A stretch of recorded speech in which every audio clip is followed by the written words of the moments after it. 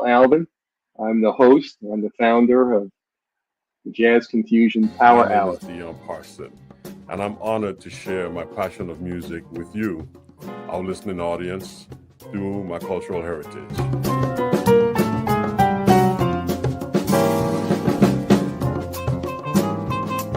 Things can change for you too. If you want to be brand new, that is absolutely possible.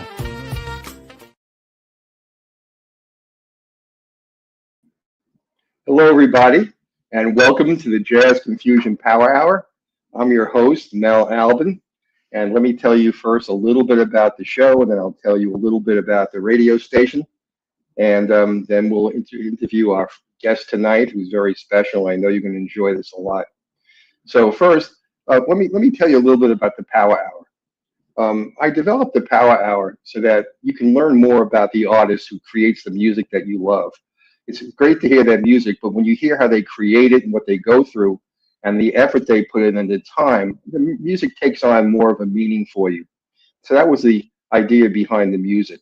So you get to know not only their story, but how the artist goes about their daily business. We take you backstage into the mind of the artist. And we broadcast the Power Hour every Thursday night, and it's at 7 p.m. Eastern Daylight Time, and we stream in 4K and Dolby True HD. The show is on the Source TV radio network.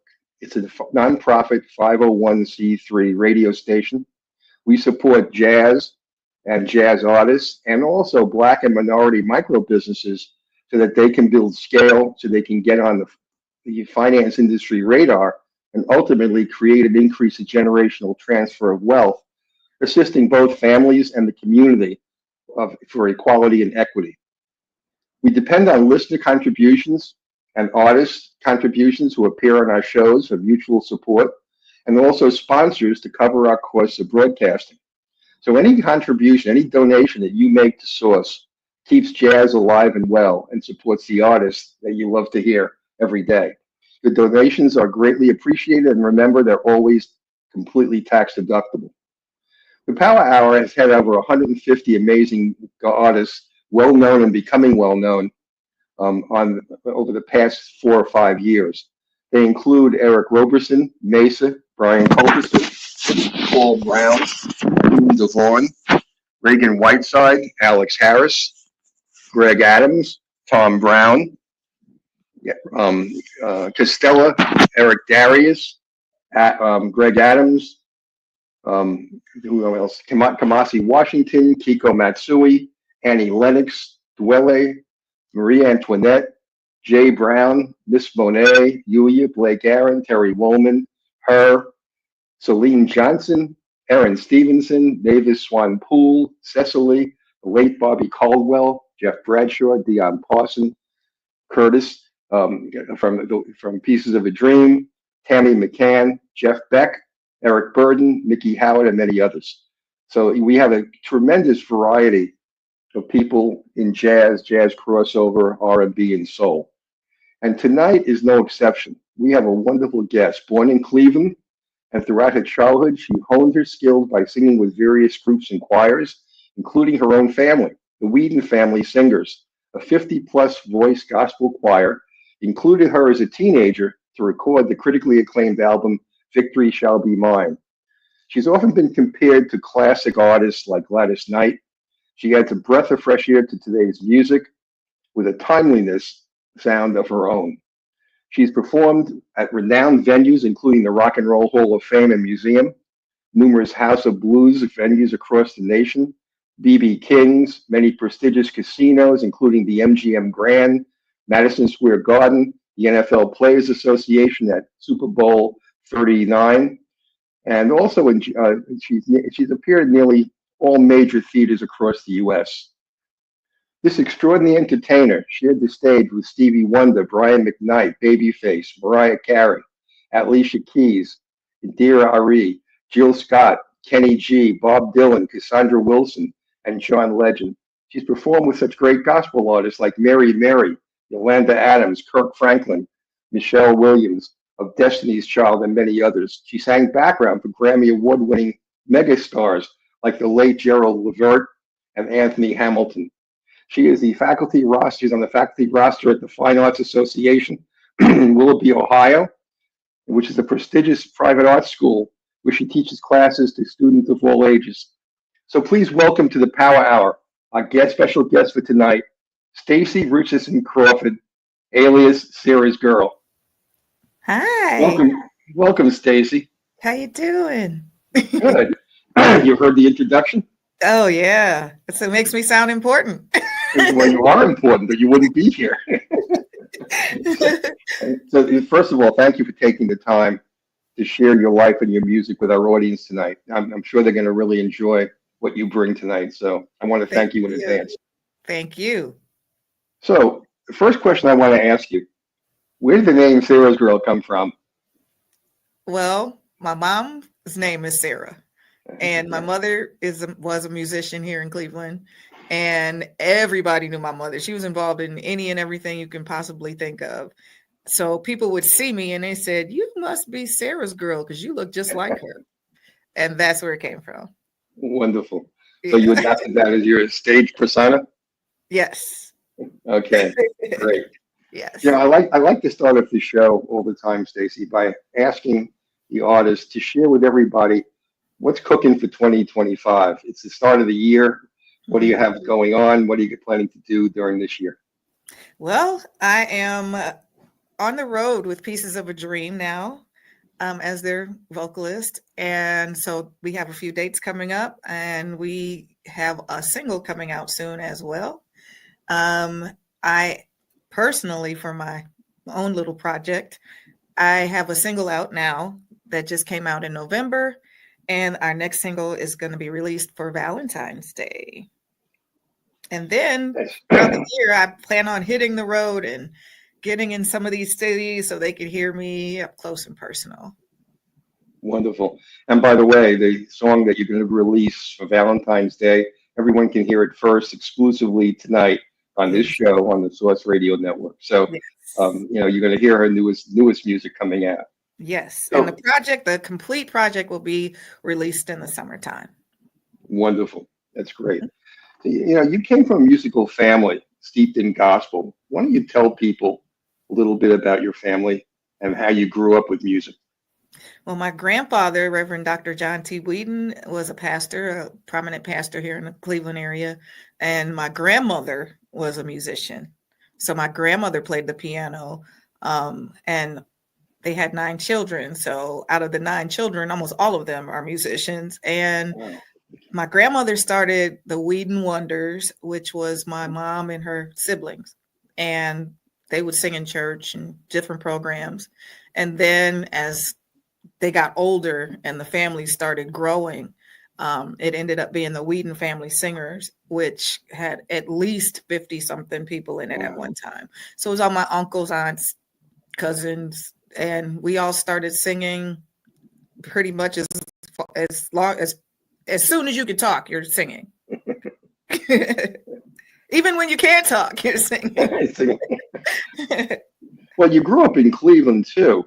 And, Cleveland has the Rock and Roll Hall of Fame. The term rock and roll came from Cleveland. And it's very steeped in classical music and also, in jazz and rock. And so, how did growing up in Cleveland influence you? Did you go to clubs when you were a teenager in Cleveland? What did you do? It's funny because I actually grew up, I sung mostly gospel music. I didn't really sing a lot of secular music.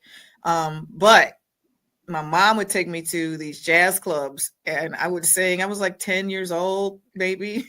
Wow. And as a matter of fact, it was Ace Carter. Ace Carter ended up with, he was a big jazz guy, and he was with Count Basie Band. And he would accompany me when I would sing at the clubs, and we would go and see him. And I would always sing Somewhere Over the Rainbow. So that's where, and my uncle Paul Whedon Sr., he was a jazz musician. He left here, went overseas, played, and never came back. But when I tell you, his son is a bass player now, and he's in Sweden. And he was telling us stories about, he had pictures of my Uncle Paul with Jimi Hendrix. He said every time Jimi Hendrix would go overseas, he would stay with my Uncle Paul. And he was instrumental in a lot of people's musical history. So like he taught all kinds of guys, people that you like, names you know off the top of your head. He taught everybody. So everybody knew my Uncle Paul. Wow. He was also with Count Basie Band. Yeah. So so basically you were introduced to the jazz clubs in Cleveland. Were there any, did you hang out in other clubs besides jazz clubs? Did you? Oh, goodness. I was sneaking in clubs. I was sneaking because I love the music and I just wanted to hear more. I just needed more. So like the Reason Why back in the day that was in Shaker Heights, I would sneak in there just to hear people sing like Evelyn Wright. She was like one of my biggest mentor. Well, she wasn't a mentor, but I just love to go and hear her sing. And she's still around now. She's like amazing to me. That's wonderful. Yeah. I told you before the show started, I lived in Cleveland for about 10 years. I lived in Shaker Heights for a while too. And the music so scene, you know how it is. Yeah, and I used to go to the flats all the time, and Peabody's. I used to go to see Forecast and Peabody's, and one time I ended up singing with them down in the flats. I was like, wow, this was great. Yeah. That's wonderful. That's great. When you started in public school, did you participate in chorus or any of the music programs? Tell us a little bit about that. Ever since elementary school, my teacher was Lillian Bradford, and she was wow. She was amazing. But she had me involved in all of the school plays, and I was the lead in a couple plays. I was the lead in The Sound of Music and Amal and the Night Visitors in elementary school. And then when I got to high school, I was doing a lot of competitions. Chuck Valley was my teacher then. And when I tell you, I was all music. It was all music all the time. And because I was singing with my family, that's back in the day when church services were in the evenings every day of the week. So I would sing with them during the week. I was singing in school all day, every day. We were doing competitions and you name it. I went to Wycliffe High School. So we had the Rocky Road Review, which is still going on today. And I was, singing with them. And it's funny because one of the students that I grew up with, she said she just remembers I couldn't remember the words. I was learning the words right before I went on stage and I sung the song. And it's crazy because I do the same thing now. That's great. We're going to talk about how you build a song in the studio and about songwriting and other things as the show goes on. But I'm curious. When would you say was your first professional debut? Where was it? What was it? Was it a recording? Was it a performance? I recorded like most of my life, so that wasn't a big deal. It was just something like everybody does. I thought everybody did it because that's just something I always did. But I think when I went on the road for the first time, I was singing with the big band jazz at Xavier University. That's where I went to school. Okay. Cincinnati, Ohio. Well, I'm curious, now that you've moved along in your career where you are today, when you think back on those early days, if you could give yourself any advice back then, what would you tell yourself when you were starting out? Be more selective. Explain. What you do. Explain. Because I was just doing everything. I was singing for everyone, but it wasn't a bad thing. That's not a bad thing at all. But I was singing a lot, and I don't know. I don't really have. That's not really a negative experience, but I don't know what I would tell. I probably wouldn't do a whole lot differently because of all the things that I did. I was involved in a lot of different kinds of music.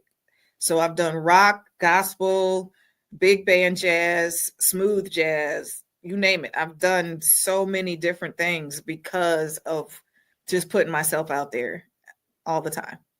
When you started your music career, you were on the cusp of the transition from record label and radio to Mhm. to CDs and eventually streaming, Yeah. and eventually having to build your own team and manage your own career. You Mhm. know, so how did you approach that? How did you build your career at the beginning? What did you do? Well, the CD that I did, my previous CD, the first one that came out was in 2011. So I had them behind me and they were pushing and helping me with everything and anything that I needed Who to was get. that? Who's they? It was New Millennium record label with Okay. Leonard Siggers. He's now in Arizona. I miss him a lot, but he got all the musicians together. He was giving me tracks. I just start writing to them. I also worked with Stan Davis in Philly. That's actually where I really started with Stan.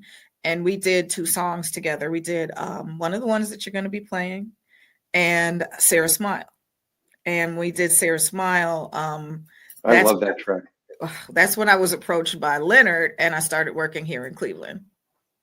Okay. And how did you get a hold of Stan in Philly? How did that happen?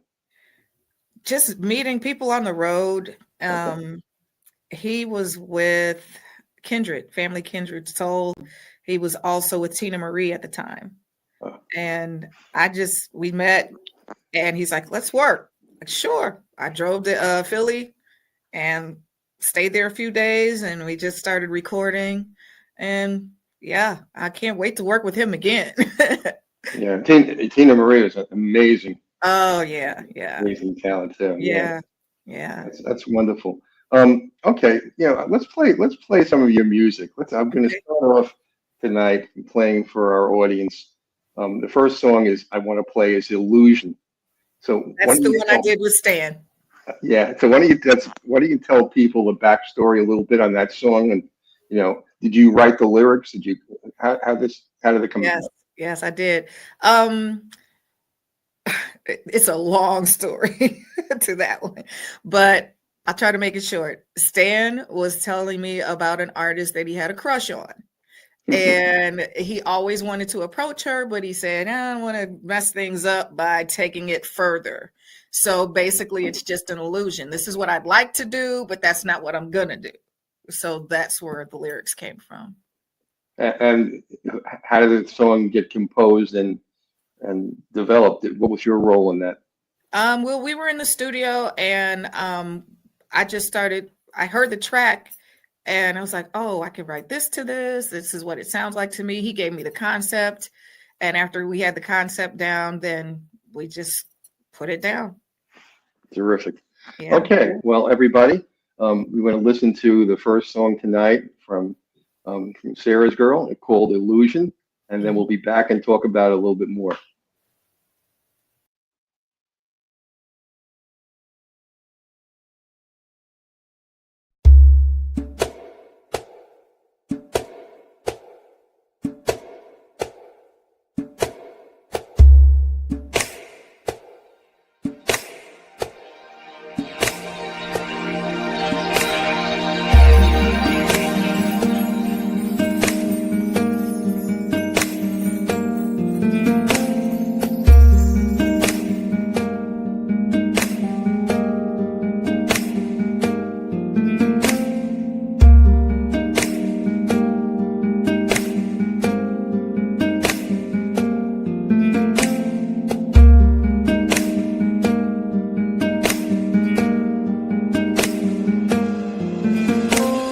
Reaching for you, baby. You're not even here. Like a vapor fading mid-air.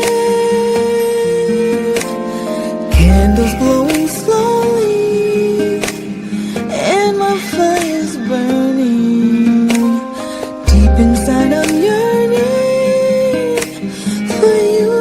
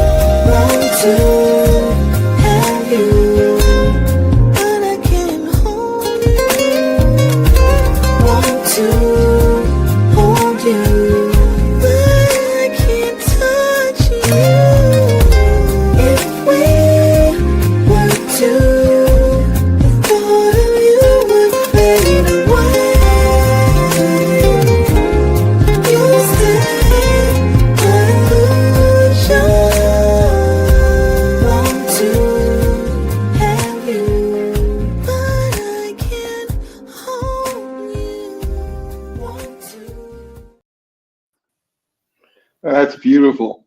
Thank you. I'd like to add to that. Ashley Scott was another writer on that song with me. Okay. All right. You have some comments from people who are listening in already. Kenny Simmons says, love the song. It's dreamy, smooth, and beautiful. Thank you. I also, And let me say this about this song as well. My cousin, she said she had this song on repeat for years or months because her husband passed. And when he passed, she said she was listening to the song, wishing that he was there, and it was an illusion. She turned around, he's not there. When I wrote it, that was nowhere in the scope of what I wrote. But I was like, wow, that's interesting how people get something different out of. Yeah, exactly. Here's another person, Lois Bryant Lane. Your voice reminds me of Gladys Knight. Yeah, I get that a lot. And here's another one. Terry Consuelo. Love the arrangement. Do you do your own arranging? I do. Yes. I love arrangement. Terrific. All right. I do. Yeah, well, you got people listening in and really enjoying your music already. Awesome. Good. Yeah. You've had so many memorable performances and recordings over your career. Which one stands out the most and why? Sarah Smile, probably. I love that. That was a song that my mom used to listen to, and of course, because her name was Sarah. But at the same time, when I listened to it again, my mom had dementia and Alzheimer's. So the lyrics of the song, I can't even hear it right now. Baby hair with a woman's eyes, I could see you watching in the night, all alone with me, and we're waiting for the sunlight, which to me reminds me of a mother in the middle of the night with her child. When I feel warm, when I feel cold, you warm me. When I feel I can't go on, you hold me. It's me and you forever. That's the first verse. And then the second verse is, if you feel like leaving, you know you can go, but why don't you stay till tomorrow? If you want to be free, all you got to do is say so. When you feel cold, I'll warm you. When you feel like you can't go on, I'll come and hold you. It's you and me forever. So that reminded me of me and my mom's relationship when she took care of me when I was a child, and then it reversed when I had to take care of her at the end of her life. Have you done a lot of covers over your career? Or yes. How did you choose Sarah Smile? Because of that. That was the reason. Because of that, yeah. So it wasn't because of the artist that first did it? It was just because of my mom and Sarah. It was the name Sarah. That was a song that she liked, and so. Was that Kenny Loggins? Who did that? Hall and Oates. Hall and Oates. I'm thinking Loggins and Messina, Hall and Oates. I knew it was one of those. Yeah. Okay. So the lyrics, I don't know what they wrote or why they wrote those lyrics, but for me, it was significant because it was the relationship with me and my mom. Wonderful. Well, it's really a great song. Yeah. So let me pull up. And actually, I got emotional when I was singing that song, and I had a critic say it's too sexual for a tribute to her mom. And I was actually like trying not to cry. It wasn't like that, but okay, whatever. Well, it's great. I mean, you did a wonderful job with that song. You. It's beautiful. Thank you. And when you do covers, the idea is to own it.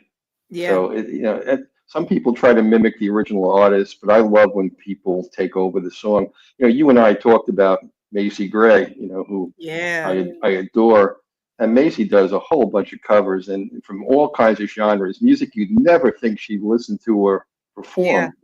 And doing covers is a real art form. Yeah. And it brings a lot of the music from past artists to the present and reminds people how great the music can be. I love covers. I love them. Yeah. I have a deep respect for people that do covers, as well as the creative process of writing your own music. And we'll talk about your music writing in a little while. Okay. So which I was going to ask you, from all the performances and recordings over your career, the one that stands out the most again? Stevie Wonder.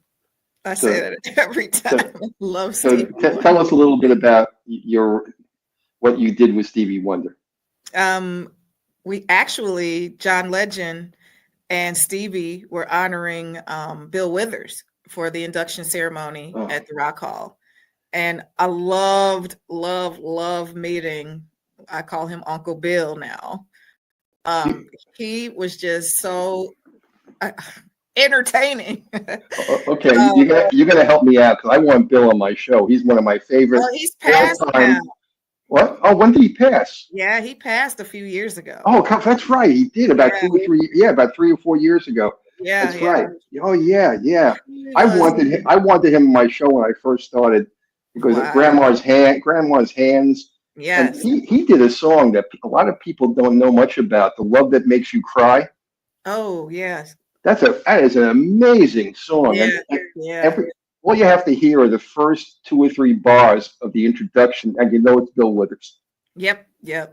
I love my favorite of his, I think, is Who Is He and What Is He to You? Yes, that's I love wonderful. that bass line. Yeah. I love it. Yep. Yeah. Yeah, it was just so. Okay, so you met Bill and you worked with Stevie Wonder and John Yeah, Legend. so I got to work with Stevie because of Bill. And he was okay. So we were so starstruck with Stevie that we were just sitting there like we couldn't even say anything. Me and my niece and my cousin, who were also singing background, and we were just sitting there looking at each other like, he's right here. Oh my gosh. And he said, "Are you guys still here?" We're like, "Yes, we're here." Yeah, I love him. I forgot that Bill passed. I just Yeah. it escaped me. I listened He to him. was such a character. He told us so many stories. I probably shouldn't share them, but he told us a lot of stories about different celebrities that he knew and entertainers that he grew up with. And oh, I just loved him. You know, he started out. He drove a truck for UPS. Yeah. Yeah, I mean, amazing guy. So, I mean, just to be involved with Bill Withers and Stevie Wonder and John Legend, I mean, that's a career in Paul itself. Schaefer. It was because of Paul Schaefer. That's how it all. I've sung with most of these people because of Paul Schaefer. Yeah, it's funny you mentioned Paul Schaefer. Tell me a little bit more about Paul Schaefer, because I know that he invited you to sing at the Rock and Roll Hall of Fame. Mm-hmm. So why don't you tell everybody a little bit about how you met Paul and how this all came about? I was on the Letterman show, singing background with Anthony Hamilton. And Paul said, we're at sound check. He said, "Is all that coming out of you?" I said, "Yeah." So he asked if he could have my information and if I would be willing to work with him. And from that point on, I did the Rock and Roll Hall of Fame induction ceremonies with him for every 3 years. It was in Cleveland. So every third year we would do that with him. He would call us. That's great. Oh, That's yeah. terrific. That's my Uncle Paul. I call him Uncle Paul. Uncle Uncle Paul. Bill and Uncle Paul. And I actually have an Uncle Bill and an Uncle Paul, which is crazy. Yeah, you also sang with Little Anthony and the Imperials, right? Mm-hmm, mm-hmm. And Bobby Womack, Ronnie Woods, Yes. the Rolling Stones. Yes. All of that Rock and Roll Hall of Fame. That's wonderful. Yeah. It was great. Well, Smokey Uncle- Robinson was another one. Martha Reeves. So many. Jeff Beck. Jeff Beck too. Yeah. Wow. Ringo Starr and Paul McCartney. Wow, Yeah, it was great. that's amazing. Yeah. That's amazing. Oh, you made a lot of TV appearances also, and I want you to talk a little bit about those. You were on the Ellen Show, on Regis and Kelly, on Mhm. Good Morning America, the Tonight Show with Jay Leno. Mm-hmm. You know, All of so those, most of those were with Anthony Hamilton. When I was singing with Anthony Hamilton, it was Kelly Ripa. I'm only 5'2", and she was like here to me. I was like, she's so little. She was so cute. Everybody was really cool, really cool. So, and when you were on all these different shows, like Tom Joyner, this was when you were with John Legend. Tom Joyner, I was with Gerald LeVert. Oh, Gerald LeVert at that time too. Okay. Yeah, yeah. And the Steve Harvey show? Then Steve Harvey, we did the award show. It was an award show. He has I think the Hoodie Awards. I think that's what Right. it was. Yep, he does. Yeah, and then you also were on with Anthony Hamilton. We talked about that also. Mhm. So of all of these shows, I guess the Letterman show, when you met Paul, was probably the one that really had the most impact on your career. Let me say this. Joaquin Phoenix. I don't know if you remember when he I did sure that do. show where he sat there and didn't say anything. That's the show we were on. Oh, really? Yes. Yes. It just happened to be the same show. Yeah, he was in Gladiators. It was weird. He just sat there and didn't say one word or maybe a few, but not much. And That's David Letterman was just sitting there laughing, like, "Oh my goodness, like what is going on?" Yeah. Yeah, that was crazy. There's nothing like a non-interview. Right. Well, look, I want to play some more of your music for everybody, and I want to play The Colors of Love. So let me play The Colors of Love first, okay? And then we'll bring you back on, and you'll tell everybody about that song too. Okay.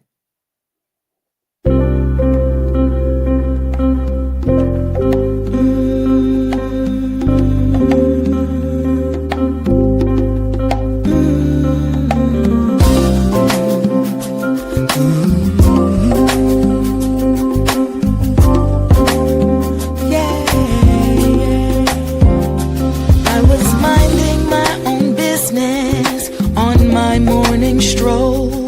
The yellow sun was shining bright. You walked towards me and all I could see were your big brown eyes so full of light. And it was like the colors of the rainbow opened up in the sky. Promise from above, such a beautiful sight. Who knew that you would fill my life with love? Red light, passion, a painted masterpiece entwined.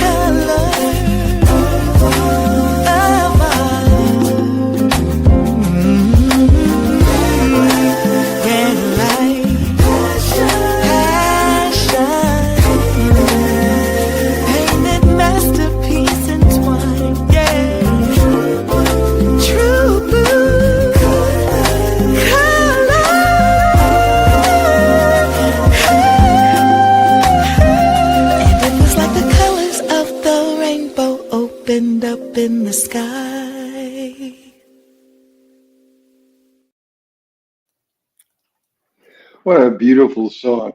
In Thank fact, you. we have a comment. I was just looking at it, and it's from Colin Stark, and he said, "This is such a beautiful song. Did you compose and write it?" Yes, I did. Yeah. So D Howard is my A&R guy here in Cleveland, and I got the song, the track. He said, "I got this track that you might, want to listen to. You might like it." And he said, "What about doing something about colors?" Great. He said, "Can you do something with colors?" Sure can. So I was on a flight on my way to DC at the time. And no, I was on my way to Dallas at the time. And I wrote it on the plane and I started singing it when I got to my hotel room and put it down. So as soon as I got back to Cleveland, I was like, okay, I got it. Here it is. And the rest is history. Wow, that's great. Yeah, so tell me a little bit about composing.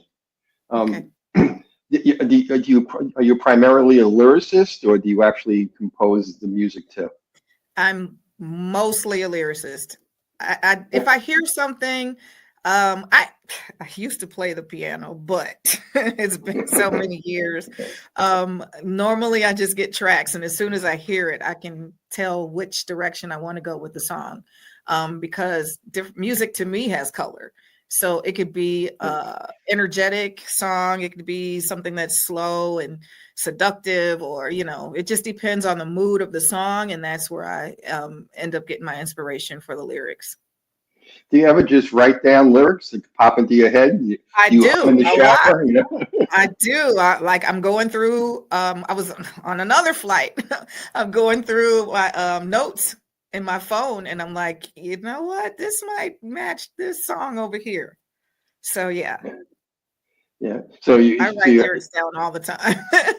so you have a whole collection of lyrics and songs that you probably have not recorded. I haven't used yet, but they will be used at some point. Yes. Yeah, that's great. That's Yeah. great. So I'm just curious. Sometimes if you're driving along in the car, do you just hear does a lyric pop into your head, or how does it work? Normally, if someone says, because I listen to a lot of talk radio, so normally they'll say something and a line or just something somebody said will catch my attention, and I'm like, that would make a great song. And I just write that line down, and then later I'll come back and I'll actually develop whatever it was from that point. Oh, that's great. Yeah. So I'm going to play some more of your music a little later on in the show. But Okay. when did you actually do Colors of Love? That had to be. It was this past summer. This past summer? Mhm. Okay. So And then at it that was time, released in November 22nd. and you have an LP out? It's coming. It's coming. It'll be out in the summer. Yeah, we're That working. was my lead in for you to talk about. Yes, it's coming in the summer. There will be another single coming out for Valentine's Day, which is what you're going to play too. Yeah. And then we're working on the whole project. We're continuing to work on the project, and I'm just keep writing, and then we'll decide which ones are going to end up on the project. Are you planning to do any music to have pieces back you? I would love to. You're going to work on that. Yeah, We talked about it, and it hasn't happened yet, but I'm keeping hope alive. Yeah, Pieces also works with Najee often. Yes, all the time. I see him all the time now. Yeah. So you can have some great backing band for your music. Oh yeah. Riley Richards. Yeah. Yep. He was, and Najee is his mentor, and he played on one of my songs that'll be on the CD. Oh, terrific. That's wonderful. Yeah. Let's talk a little bit about some of the charitable work that you've done. I know you've done some work in the past for an Art for Animal annual auction, and you contributed some artwork. Yes. Why don't you tell people about some of your charitable work that you do too? That particular one was they asked for artists to donate artwork for raising funds for the APL. So I don't consider myself, I guess I am an artist, but I was doing at the time cigar box purses, and I would personalize them. The one I made, a rock and roll purse, it was a dog playing a guitar, and everything about it was rock and roll on this purse. So yeah, I do that. I do a lot of clothes. I've done clothing for Shaka Khan and Mickey Howard and Gerald really? LeVert. Mickey's been on the show. Mickey's been on my show too. I love Mickey. I love her. Yeah. And yeah, I do. I dabble here and there. Yeah, I used to really be into artwork, but that was a long time ago. But I still keep up with it. I still do some of my own clothes and jackets, and I'm gonna eventually start selling some stuff on my website. Oh, that's great. I know you also do other charitable work. You do a lot of work in this Cleveland City school system. Why don't you tell people a little bit about that? I've done workshops for the City of Cleveland school systems. It's been so many. I just love kids. I love kids. And when I was teaching at Fine Arts Association, my mom used to be the Minority Outreach Director for Fine Arts Association. And I took piano lessons there. And then years later, she retired from there, and I ended up teaching there. And my students now, it's been so long because I was teaching, but I was also performing, and I got so busy that I wasn't able to teach anymore. But my students are all mostly in college. Some of them are married now with kids, and it's crazy to see. I'm like, this was my baby. So yeah, I love these kids. Yeah, you also did the Tom Joyner Foundation's Fantastic Voyage Cruise too, right? Yes. For the HBCUs, and you've been involved raising money for historical Black colleges and universities. Yes, one of my biggest regrets is not going to a HBCU. You could have gone to Howard right in my backyard. I wish. I wish. Yeah. My mom told me to go, and I was like, nah, I'm just going to stay around home. It's not that far. That's another regret of mine. I should have branched out a little bit more, but it's okay. And you also work for the United Negro College Fund also? Yes. Right? And you also, you did something that was hosted by Lou Rawls, didn't you? That was the United Negro College Fund. Yeah, that was it? Yeah. Yep. So you've done a lot of charitable work too. Mm-hmm. So, I just want people to know that, you give back. You pay it forward. I'm also involved in what's called the Sister Study. It follows minority women who have sisters who had breast cancer. But then done that now for 20 plus years. So they've been tracking me for years just to see if it's environmental, if it's hereditary, genetic, whatever. And so I do that as well. You've done so much, and you've appeared with so many people. I want to just review some of the people that you've been on stage with or collaborated with. And I want to ask you then a question about, something that stands out in your mind. I know you've worked with Stevie Wonder, Brian McKnight, Babyface, Mariah Carey, Alicia Keys, Jill Scott. I mentioned this at the beginning of the show too. Kenny G, Bob Dylan, Cassandra Wilson, John Legend. And you perform with so many gospel singers, like some of my favorites. This was all because I was singing background for other people. So that's how I ended up on stage with all of these people. And who are you singing backgrounds for? Do you remember? Gerald LeVert and Paul Schaefer and Adam Blackstone and Anthony Hamilton. But also, you were also on stage or performed with Mary Mary or Yolanda Adams, Kirk Franklin. So Mary, it's funny that I did a Sony showcase way back in the day, and Mary, I was an unsigned artist, and Mary was the signed artist. So I ended up being on the same show with them, and here we are years later. But yeah, Mary, I love Mary. That's wonderful. And I know you performed with also. You did. I think you went on tour. Or you appeared with Luther Vandross. And the Gerald OJs. LeVert did Luther Vandross's last tour. So Wow. we ended up and he was so personable. We were hanging out with him. He was laying out, like we would be laying out on the cases and then backstage, and his production was just amazing. It was crazy. And like so many trailers of just wardrobe. Bob Mackie gowns, and it was just so opulent. It was beautiful. Well, I know. I'm sorry. Go ahead. Oh, he was just such a great guy. Really nice guy. And I know that I've seen it mentioned that you were also with the OJs and Carlos Santana, Anita Baker, and Bernie Mac, the comedian. So Gerald did the Kings of Comedy tour. So because of that, I was on tour with we opened up for them, the Kings of Comedy. I forgot who else you said. I mentioned Anita Baker and Carlos Santana. We did shows with her. I was with Anthony when we did Anita Baker. Carlos Santana. Now, Anthony did the tour. We did a whole tour we opened for Carlos Santana, and he had us, the girls, singing background with him. He said, would you guys mind joining me for this song? And we get out there and sing with him. He was, wow. Carlos was great. Yeah, I'm sure. Yeah, that's wonderful. He's everything you would think he is. He's all of that.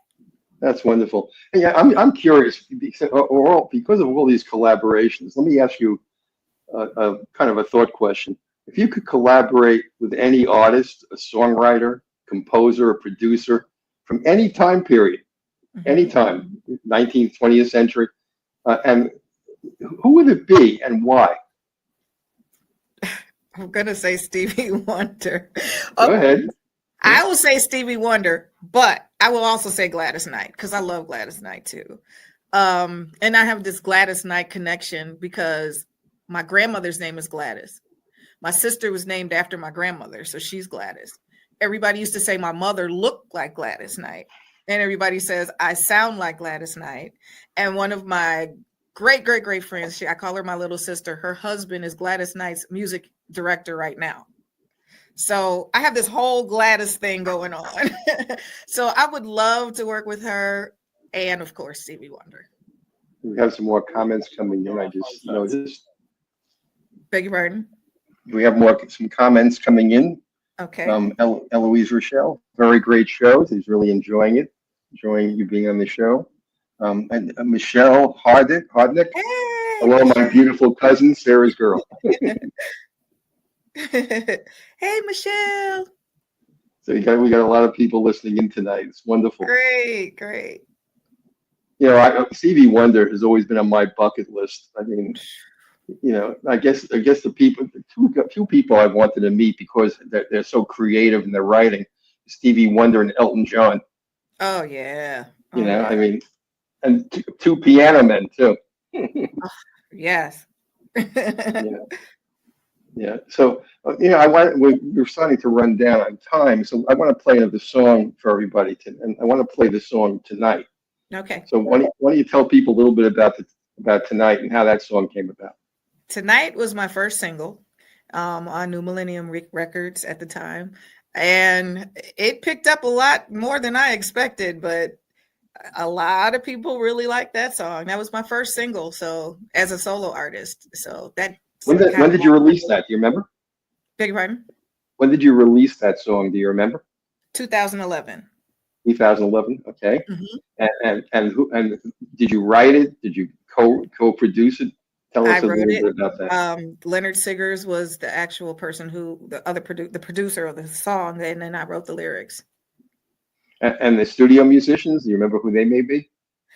Earl Minor, Leonard, I think Brandon Landrum, he also worked with me on lyrics. So we wrote about, I think, 10 songs on that project together, me, Brandon, Leonard, and Earl Minor. And those were your first releases? Yeah. Wonderful. Okay, well, let's listen to Tonight by Sarah's Girl, and then we'll talk some more. Awesome. Now I have to put my glasses on to be able to see the song. Okay, we'll be right back.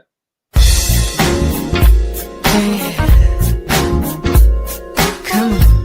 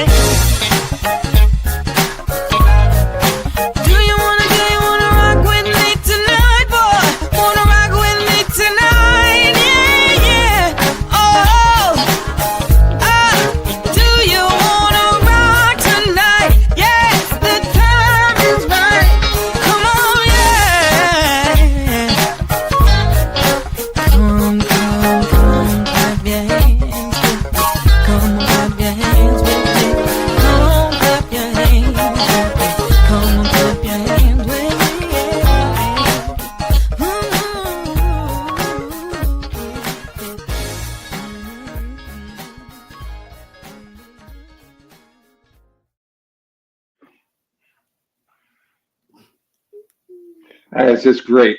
Great song. Glad Love you it. liked it. Yeah, we have a whole bunch of more comments. Let me see what we got here.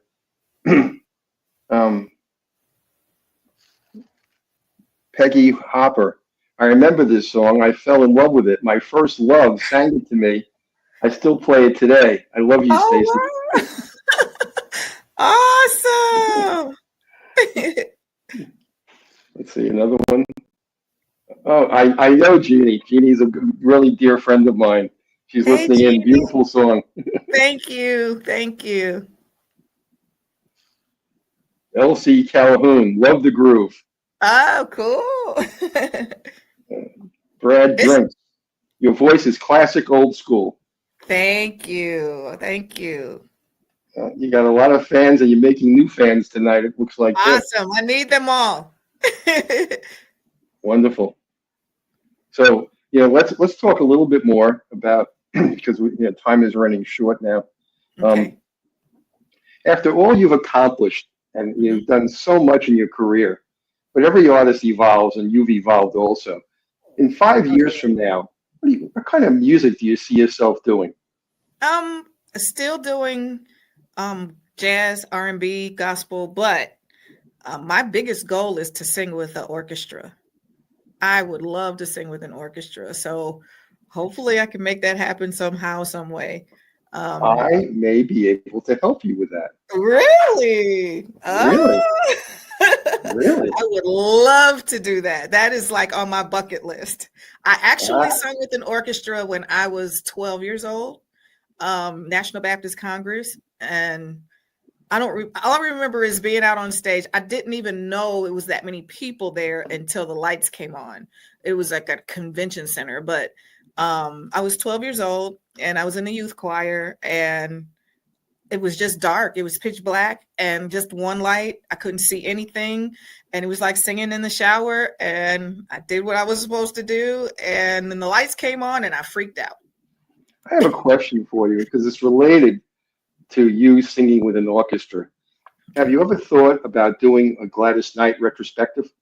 Oh, I would love, love, love. So we talked about maybe doing a Gladys Knight tribute eventually. I would love to do that. Well, I may be able to hook you up with the Baltimore Symphony Orchestra if you do that. Oh my goodness. I would love to. I think in their off season, they would love to have something like that to draw people to the orchestra. Wow, that would be fantastic. Yes. Let's talk about that after the show. Okay. I think that would be a really killer show. I did a Gladys Knight tribute with a band here called Hub's Groove, which is one of the most popular jazz groups here in Cleveland. I did a Gladys Knight tribute. I think 2 or 3 dates. It was amazing. I could sing her all day long. Actually, when I did the Sony Showcase years ago, it was because they said I sounded like Gladys Knight and they wanted that sound. But then they said I sounded so mature, and at the time I was so young, and we're like, we don't know how to market this. Because my voice was way more mature than, of course, I was at the time. Well, this would be a perfect time for you to consider doing this. I would love it. Oh my goodness. We could talk about that.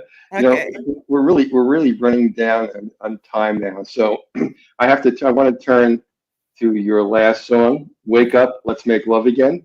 Okay. And why don't you tell people a little bit about this song? So you're getting a sneak peek right here. Yay. Because it's coming out for Valentine's Day. So for those who, there's going to be a whole lot leading up to it, but today you're going to get it exclusively right here with Mel. That's wonderful. I've had a few exclusives, and I always love that because it gives my audience a chance to hear some of the great music that artists are working on currently. So Tony is Nicholas E-Tones. He is the person who produced this song. I heard it. It was supposed to be for someone else, and I'm not going to say whose name it was because I don't want them to try to take it back.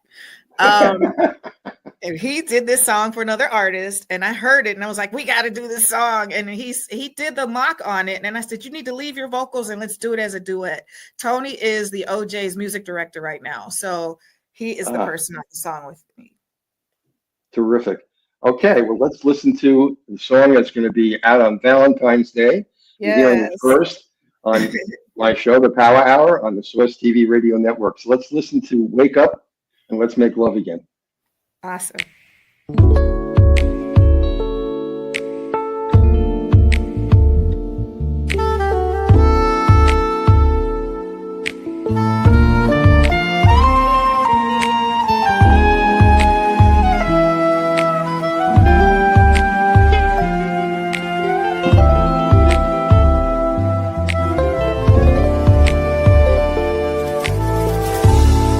Last night was incredible.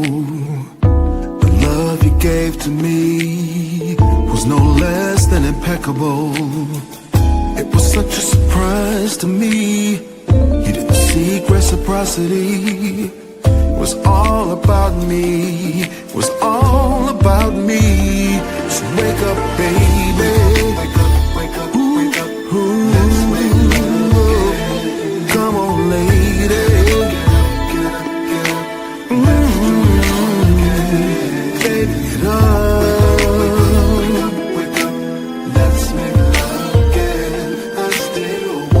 I still want you.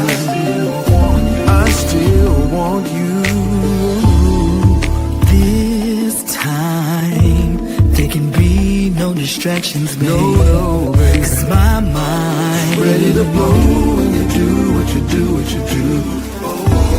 Boy, it's plain to me we were meant to be just the way we are right now. So baby, come on, baby, wake up.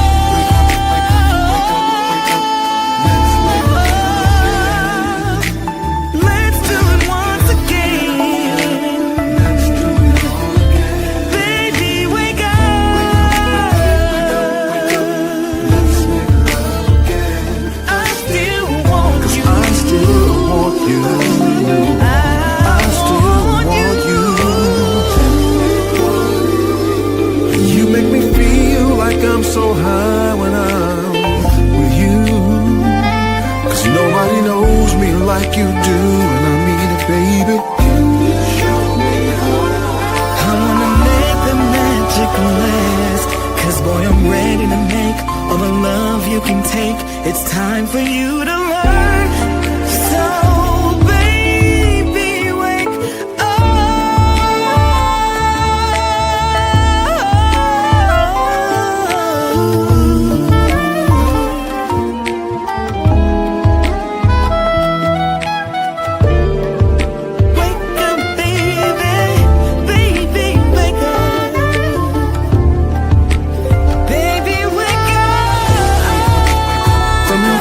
time I saw you, baby. say that you want me, baby. I knew I wanted to give you all the love I have inside.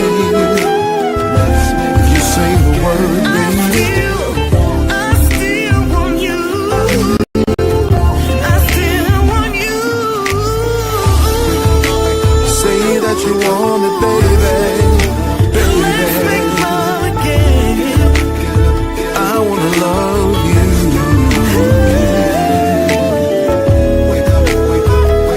All over your body, baby. I still want you, baby. I still want you.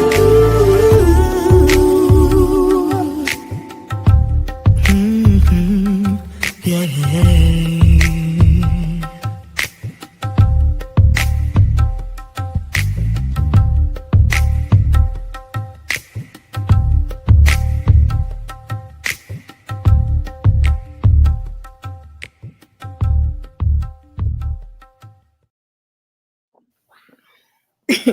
Wonderful. I love this song. Thank you so much for premiering this on the Power Hour on the Source Thank Radio Network. And we have, here's a comment, Susan Biagin. I want it. Yeah, go get it. It's coming out soon. Here's another one. Carol Longtour. I'm buying it for my husband for Valentine's Day. He needs to wake up more often.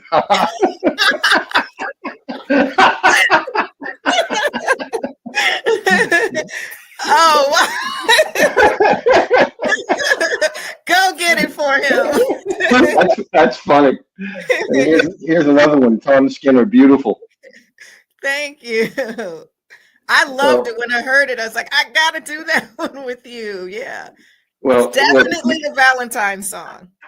it definitely is. And you know, you've had quite a number of people tuning in tonight and listening to your music and commenting. We have other comments. I just can't put all of them up here. There's too many. Okay. You know, but I'll send them to you later.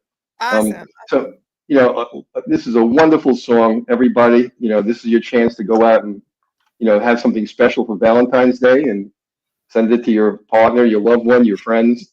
It's Yes. a beautiful song. Again, it's called Wake Up and Let's Make Love Again. Yep. All right. Make all Stacey, those November babies. yeah. Stacey, we're over the hour already. It's been so wonderful having you here tonight. I've Thanks for really having me. enjoyed it a lot. Thanks for And, having me. You know, please tell everybody, how can they become a fan? Where can they buy your music? I'm on Sarah's Girl Music on Facebook and Instagram and YouTube. We have to switch everything over from my page to the Sarah's Girl page, but it's also there. It's up, Sarah's Girl on YouTube as well. Terrific. And where can they buy your music? Now it's out on all the Colors of Love is out on all streaming it's everywhere right now. And then Wake Up will be available on Valentine's Day. And can anybody get a signed copy? Absolutely. How would they do that? Contact me. Terrific. And how do they contact you? What's your email? And the website is Sarah's Girl Music as well. So Terrific. through the website, through Sarah's Girl on Facebook, Instagram, Sarah's Girl Music, or YouTube. Wonderful. Yeah. Look, Stacey, I've thoroughly enjoyed this. I'm glad I could present your new music. Yeah, my pleasure. Thank you. And I want to have you back again. So, as you do new things and you do new tours or new music, please come back and share everything with everybody one more time. I would love to. Wonderful. Well, look, you have a wonderful evening. Okay. You too. Thanks, Mel. Wonderful. Good night. Well, everybody, that concludes the show for tonight. We have next week. We may have a surprise guest for you on the 4th of February. We're having jazz holdouts. You got to hear these dudes. I mean, they have produced some wonderful music. So be sure to come back and check in with us next week on the Jazz Confusion Power Hour. And also, be sure to join us on February 4th for a whole new season of music and jazz for everybody. So good night, everybody.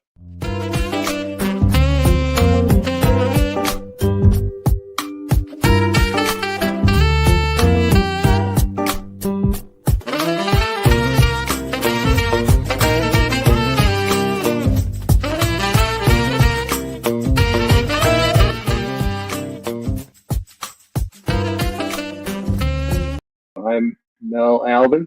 I'm the host and the founder of the Jazz Confusion Power Hour. My name is Dion Parson, and I'm honored to share my passion of music with you, our listening audience, through my cultural heritage.